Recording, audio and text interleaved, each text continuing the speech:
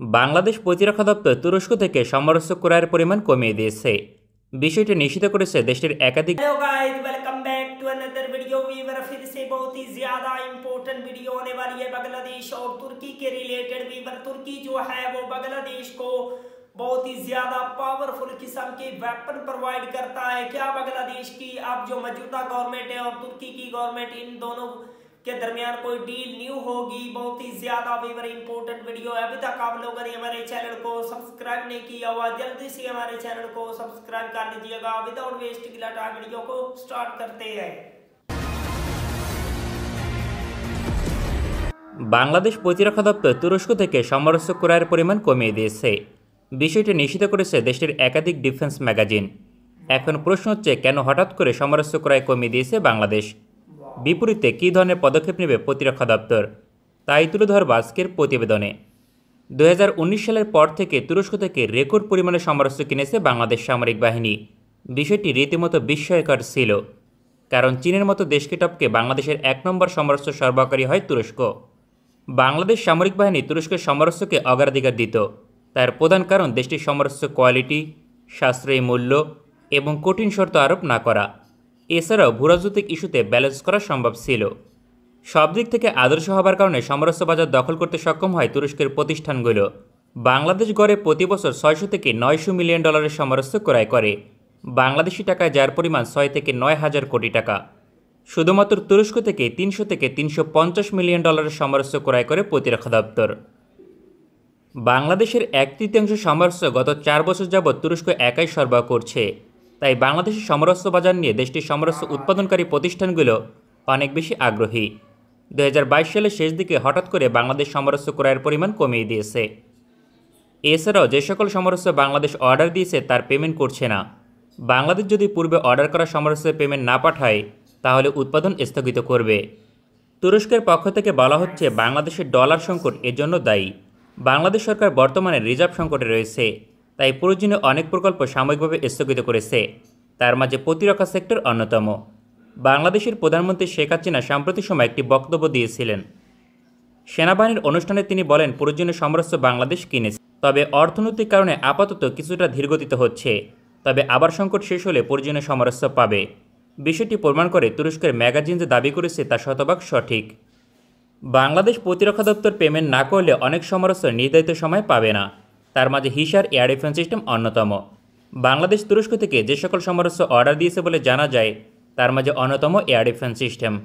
এছাড়াও এই তালিকায় থাকবে Bayraktar TB2 attack drone, Atmaca antiship missile এবং সার্ভেইল্যান্স রাডার সিস্টেম। অনেক সূত্র অনুযায়ী বোরা ব্যালিস্টিক মিসাইল অর্ডার দিয়েছে, পাশাপাশি একাধিক হালকা সমরাস্ত্র অর্ডার দিয়েছে।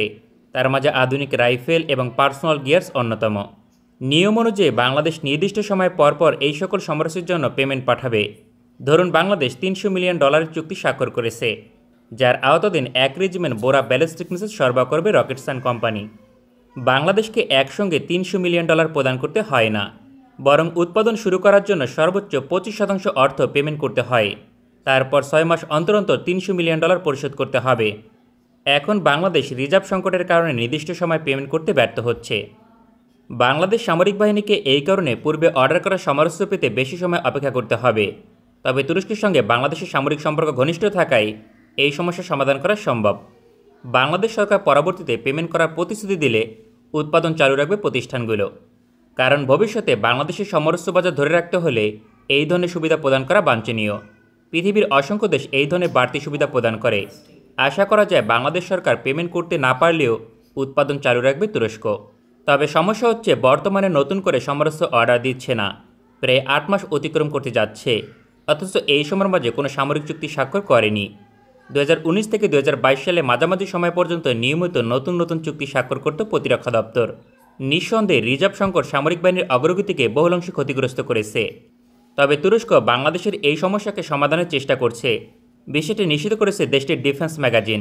প্রয়োজন হলে বাংলাদেশকে বাকিতে সমরাস্ত্র প্রদান করবে দেশটি। বাংলাদেশে নিযুক্ত দেশটির রাষ্ট্রদূত মোস্তফা ওসমান তুরান এই প্রস্তাব ইতিমধ্যে দিয়েছেন।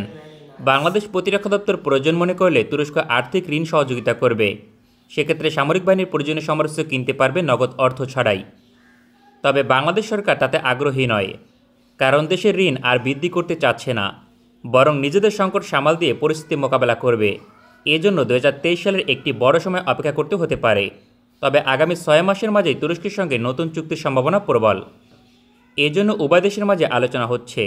বেশ কিছু সমরাস্ত্রকে নির্বাচন করেছে প্রতিরক্ষা দপ্তর, যার বেশিরভাগ বাংলাদেশ সেনাবাহিনীর সমরাস্ত্র। এছাড়া রয়েছে বাংলাদেশ কোস্টগার্ড এবং বর্ডার গার্ডের সমরাস্ত্র। পাশাপাশি বাংলাদেশ পুলিশের জন্য বেশ কিছু হাতিয়ার ক্রয়ের আলোচনা চলমান। 2023 সালের মে মাসে একটি বড় ধরনের চুক্তি স্বাক্ষর করবে উভয় দেশ, যার মাধ্যমে দীর্ঘ 1 বছরের সমরাস্ত্র না ক্রয় করার সংকট সমাধান হবে। কারণ 2022 সালের জুলাই মাসে সর্বশেষ সামরিক চুক্তি করে প্রতিরক্ষা দপ্তর। বাংলাদেশ শুধুমাত্র তুরস্ক থেকে সমরাস্ত্র ক্রয় স্থগিত করেছে এমন নয়। वाह वंडरफुल वीवर, बहुत ही जबरदस्त किस्म के तुर्की के ये जो वेपन है बांग्लादेश चाहेगा इनको बाय करना। क्या बांग्लादेश की मौजूदा गवर्नमेंट डॉक्टर मोहम्मद यूनुस और तुर्की के गवर्नमेंट जो है इनके दरमियान मिलिट्री को लेकर कोई एग्रीमेंट होगा? आई होप ऐसा हो, बांग्लादेश जो है वो तुर्की के वेपन को बाय करे, तुर्की की से आर्मी के रिलेटेड वेपन को बाय किया जाए ताकि बांग्लादेश को उनसे फायदा हो। तो वीवर, अगर आप लोगों को ऐसी मजीद इन्फॉर्मेटिव वीडियो देखनी है जल्दी से हमारे चैनल को सब्सक्राइब कर लीजिएगा। मिलते हैं आपसे नेक्स्ट वीडियो में इंशाल्लाह, तब तक के लिए अल्लाह हाफिज।